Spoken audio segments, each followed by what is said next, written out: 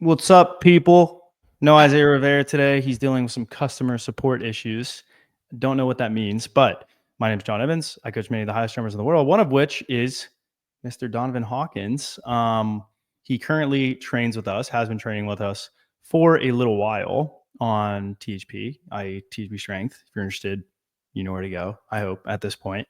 Anyways, we're going to get into what his goals are, what the future holds for this young man's bright future, because he is we've got plans. I've talked about it previously in the past, but figured it'd be good to touch on this again, and we can kind of get into the weeds a little bit about what we're looking to do. So Donovan, you're kind of a celebrity right now. Explain, tell me a little bit about the Frigo event and what your mindset was going into that, what it is now, what you kind of like, what your plans are based off that. Do you want to do more content? Kind of just talk a little bit about that.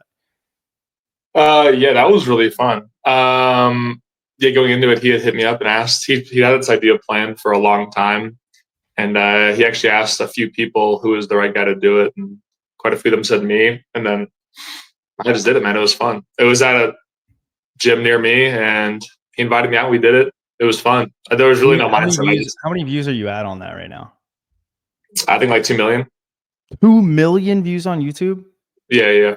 Bro, and I just get to have this celebrity superstar on my podcast on any given Thursday. So explain to me what happened with the the quad, because I know you had previously said you like tweaked it during it. What was the actual like series of events that led to this catastrophe that is your injury? Which, by the way, people blame me for, which I find to be hilarious. Yeah, I saw those comments. That's so dumb.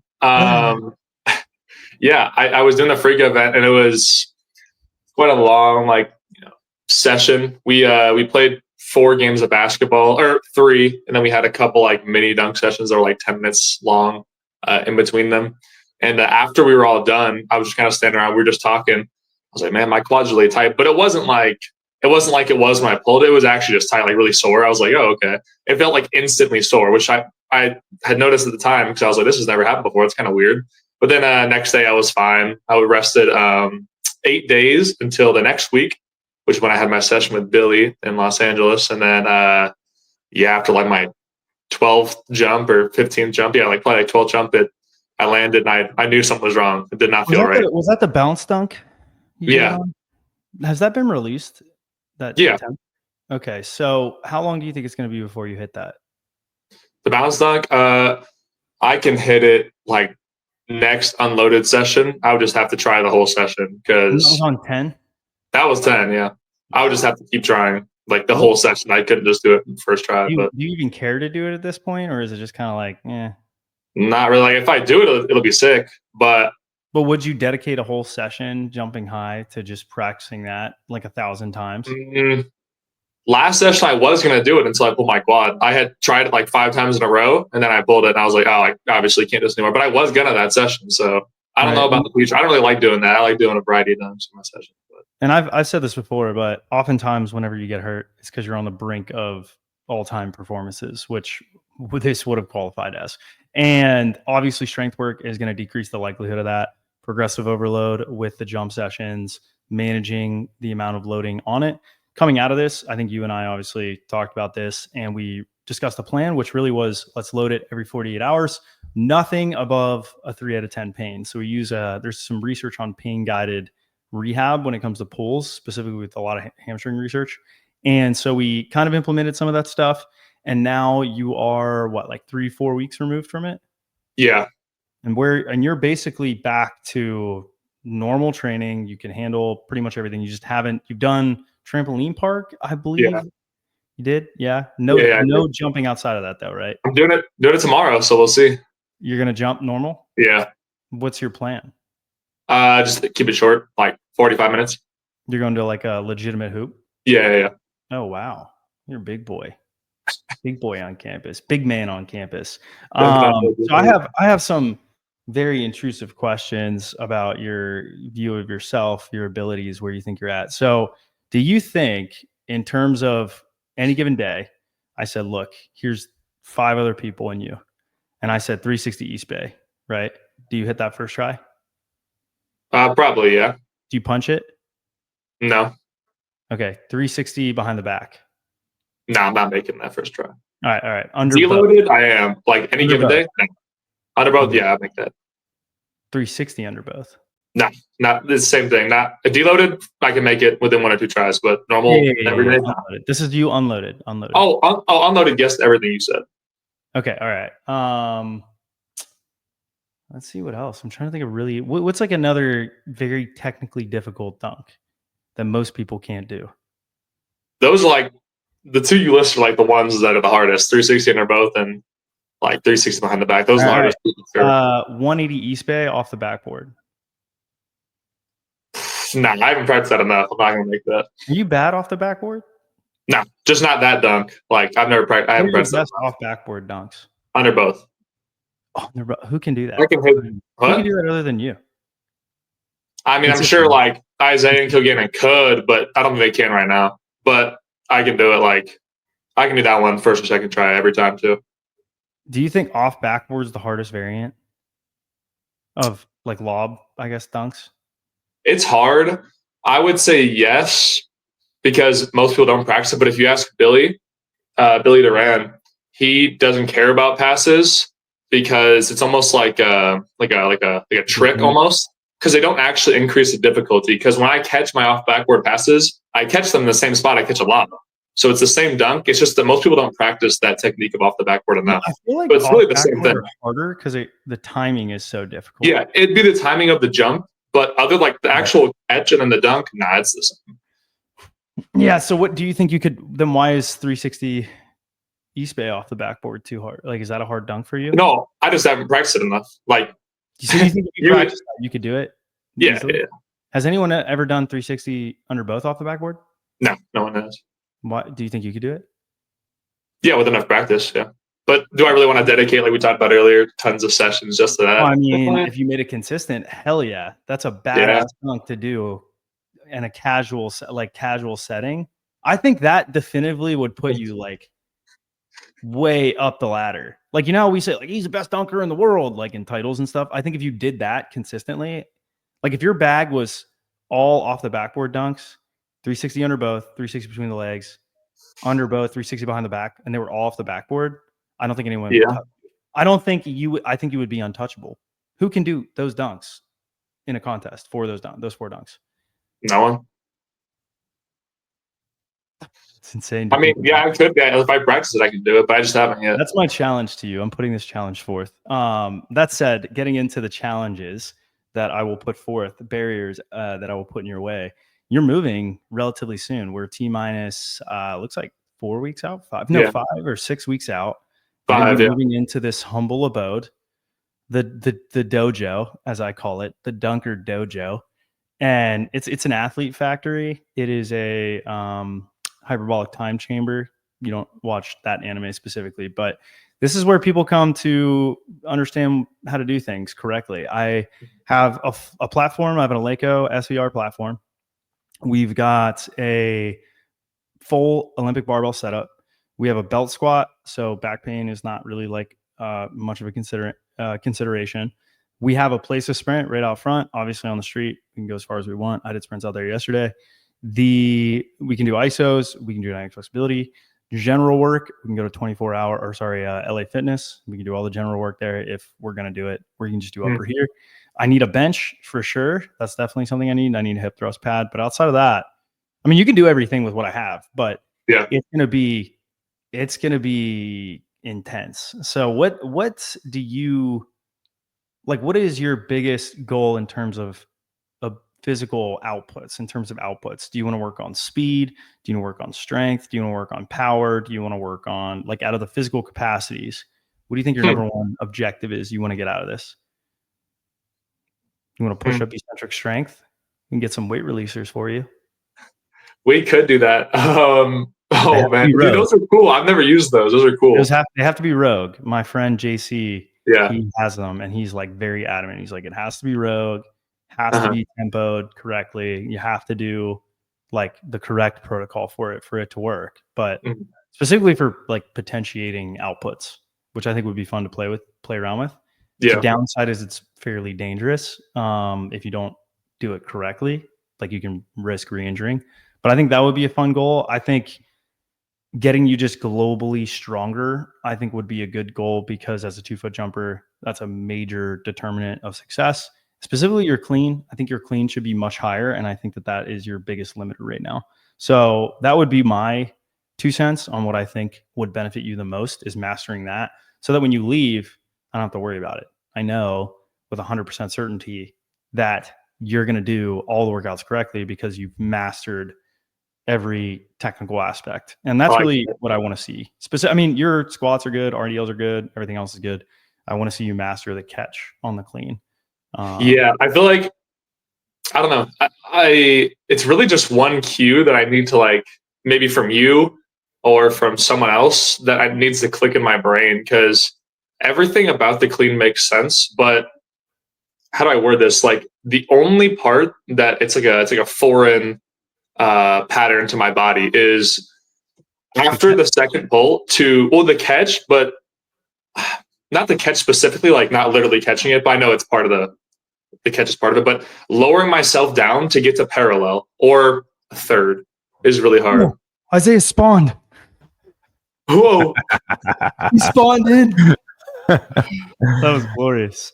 Welcome, Isaiah Rivera, another one of the highest jumpers. This is glorious. We have a 2 million view Devontae Friga superstar here, and we've got Isaiah Rivera himself. This is crazy. So welcome to the podcast, Mr. Rivera. I am the head coach of THB Strength. I don't know if you're familiar with that. I know you probably don't recognize me with my new mustache, my disguise, but it's me. Surprise. And my middle part. I know a lot of people don't, can't tell, but I just came here to remind everyone to sign up for thbstrength.com. You're right. That's a great point. I said that at the beginning, but you can remind them again. THBstrength.com. But we're talking about Donovan's goals when he moves in. And the biggest thing he was saying is, and I think personally, once his power clean is cleaned up, that's ironic, not intentionally a play on words, but we need to get that dialed in. And then what he can do when he's on his own is further develop that output level, because I think that's his biggest kind of limiter right now in terms of like his progression. I think he's plenty fast. His sprint technique is solid. His power outputs are good when in the right constraints. But I think if we can master that, it's going to go a long way. And then obviously we need to get your lower body more robust and stronger as always. So that's what I said. And then Donovan was saying that his technique in a clean, there's a couple things he needs to work on, but you were trying to articulate it. Continue. Yeah. I feel like the only thing, and I just don't understand how, is my body, it might be like a subconscious like safety measure with my body, but if I can't do the weight within I don't know what you want to call the degree, the angle, like an eighth squat or standing straight up, my body does not, like, and it's not that I'm like making that decision. It cannot lower itself below a quarter squat in order to catch. I don't know why, and I don't know how to cue that. So that's like the most important thing. Do you want my 2 cents? What's your 2 cents, John? Just you got to see heavy weights often and practice it at the heavy loads, because what'll happen is you'll realize the bar is only going to, when you're standing up tall looking at the bar, you're going to tell yourself the bar is only going to come up to my belly button, or it's only going to come up to my rib cage. I know that at this weight, and I have to be ballsy enough to get my shoulders to that height after I do the pull. It's getting to the point where you trust your pull enough that you don't have to think about it anymore, and you can start focusing on quickly getting underneath the bar. And that's something I struggle with, Isaiah struggles with, especially at heavy loads. It's scary because you have to be super strong, but that's why I love the clean. I think it's one of the best lifts for that reason. When you start catching it on the shoulders and it's really kind of like just hammering you in that position, the eccentric forces are really high, which is really good for performance. We know that the ability for a muscle to generate a lot of force when the muscle is lengthening is helpful for stretch shortening cycles, which is like plyometric type activity. So yeah, that's my lens on it. I definitely think you're going to improve on that. But Isaiah, what do you think is his biggest limiter in hitting that 52-inch vertical? Definitely the power clean, I think. Like, I think that for sure. He's at a point where actually, and you're just getting a taste of this, I think when you start hitting those levels is when little nagging injuries start popping up. you start pushing your tissues to a point that they're not used to. Right, it's material science. You're stressing it out to its absolute limits, and I think the biggest challenge is going to be managing the things that pop up that inevitably will be popping up. And that's more so a matter of just not stopping, right? It's finding the answer on how to improve those weaknesses that cause those injuries, and then getting stronger. And then the next thing that pops up, you just gotta like roll with the punches. And it's something that most guys that uh hit really high levels early on, right? The guys that are really naturally gifted, a big reason you don't see them improve that much later on is because they're not used to handling that type of adversity in terms of their bodies. Because I mean, you're probably used to, just being able to dunk 3 to 5 times a week and be indestructible, but inevitably it's just the way life is, right? Those things start popping up. But I don't Isaiah, think that's not what people say on the internet. They say it's possible to jump every day. They're lying to you. I can bulletproof my body. No, it is a pipe dream that you can be a bulletproof athlete and have the highest vertical on the planet. Things will pop if up. you sit on your ass on a couch all day, yes, you can be jump proof because you're not jumping. Yep. Or if you weigh 100 pounds. And I think for me, Isaiah, about what you said, something I realized too is that since I've gotten like a taste of my, it's ever evolving, but right now my peak physical performance, it's easy for me actually to do the right things, when those little injuries pop up, to treat them properly, because the reward I get for jumping that high is worth it after it. So it's not a difficult task. Like if I get hurt, like I pull my quad like I did, I wasn't like, damn, I want to go jump 50. Like, no, I don't care. I want to heal, and so I can do it again. Like doing everything properly is worth it because the reward is so great. Yeah. No, I think and weakness probably isn't the right word. What was the word you asked me, John? The biggest limiter? Yeah. I wouldn't even call it that next level a limitation, because it might not even be a limitation for me. It might be the easiest thing in the world, right? To handle that adversity, but it is going to be a major obstacle. And it's what I see guys. It's what I see dunkers specifically. That's what stops them, right? Everybody that I've ever seen come and go is always because of injury, every single time. But if you can handle that, it's just sticking to the training, like sticking to the training, showing up, and pushing hard, and understanding. It has to be hard.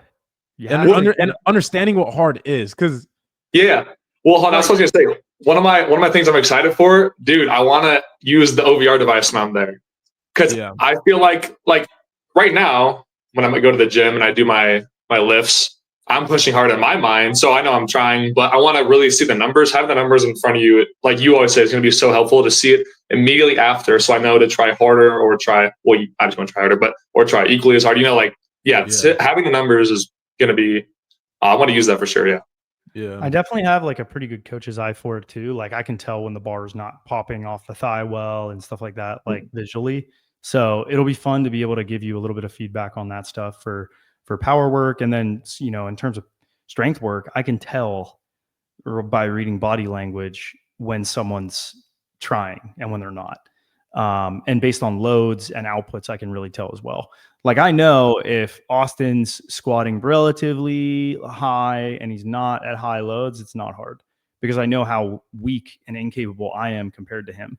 And I know that I could do, if I look at the workout for either of you and I'm like, I can do this, then I know you're not trying, because I know that my genetic capabilities are far less than yours. And based on your outputs in every other metric, you should be able, you should be able to push harder. Maybe the caveat of that is like cardiorespiratory work, because you both are like the most out of shape little blob boys when it comes to running up and down the court. Like Donovan, I saw you gassed and winded, bro. Buddy was so winded. Whoa. No. It's because they wanted me to dunk like every play. I was like, dude, you can't do that. Like, I think everyone knows you can't just dunk every play. Like, well, Donovan, it was hard. I think you could. Oh yeah, like a one-hand dunk, but like an actual dunk. What? What is Oh, an my bad. actual Sorry. dunk to you? My bad. But No, I'm oh yeah, serious. What when you say an actual dunk versus a one-hander, what do you mean? like an East Bay would be like the first actual dunk. Bro, what? No, come on. Because, I mean, yeah, I could run up and on my court and do a one-hander all day long. Like, what? You're telling me when I say a one-hander, I'm saying like mid-forearm, just punch the shit out of it. You're telling me that's not a dunk. That's not a real dunk. Well, okay, if you mean like a max effort jump and I'm jumping my highest one-hander, that's a real dunk. But if you mean you're I jumping just at least make 40 it, inches, you're jumping at least 40 inches and you're just banging one-handers. 40? Yeah, that's close to it. You could do that all day, every play. I mean, probably, yeah. 40 might be a little high. You said a normal dunk and I said 40 inches, but I mean, okay, 38 for you. 38. Nah, yeah, that's not. You could do that all day. Yeah. I think, bro, Isaiah could too. What are you, 38? I cannot wait till you guys are together and I just play video games. Like I just have the controller and I'm like, all right, Donovan, spin move. You know what's crazy? Remember last week I was doing like, or 2 weeks ago I was doing like one step and trying to touch 11.9, I think it was, or 11.8, something like that. Was that right, left, or left, right? Or no, right. Oh no, at Lakeland. Yeah, I remember. Which for me is like a 43, I think, or 44, something like that. I found a video during COVID of me doing the same thing, like one step on a vertex, jumping as hard as I can. Guess what I was struggling to touch? 11.3? 11.4. It was at 11.4 and I kept missing it off of penultimate. I don't know how I was able to get that so accurately, but that's actually hilarious. But yeah, I feel like it's a good place to cut this off, or we'll see you guys in the future. Go to teachmestrength.com if you're interested. Donovan is on his way in soon. Don't get hurt, Donovan, and Isaiah, same to you. We'll see you guys tomorrow after the session. Hopefully everyone does well and is healthy. Ciao. Bye-bye. Bye-bye.